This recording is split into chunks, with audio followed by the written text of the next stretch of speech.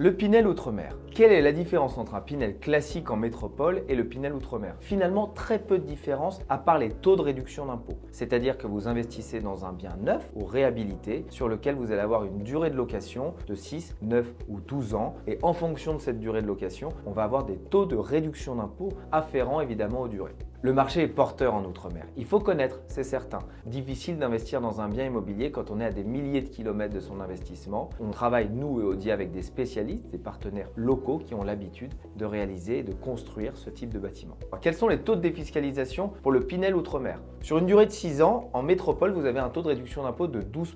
Sur un investissement en Pinel Outre-mer, il est de 23% en 2022, il sera de 21,5% en 2023 et 21% en 2024. Si vous louez sur une durée de 9 ans, la réduction d'impôt en métropole est de 18% sur le montant investi sur le bien que vous venez d'acquérir. Dans les DOM-TOM, ce taux est de 29% sur une durée de 9 ans si vous engagez en 2022. Il sera de 26% en 2023 et 23% en 2024. Si vous vous engagez sur une durée de location de 12 ans, le taux de réduction d'impôt est de 21% si vous faites un Pinel en métropole. Il sera ramené à 32% quelle que soit l'année de l'investissement. Autre avantage, le Pinel fait partie des niches fiscales. En France, le plafond des niches fiscales est de 10 000 € quand on fait un Pinel, donc on rentre la réduction d'impôt dans ce plafond des 10 000 €. Il est ramené à 18 000 € si on fait un Pinel Outre-mer, ce qui permet d'avoir un peu plus de défiscalisation sur l'acquisition, mais également sur d'autres dispositifs fiscaux. Si vous souhaitez investir en Pinel Outre-mer, n'hésitez pas à venir sur notre site eodia.fr ou contacter un conseiller.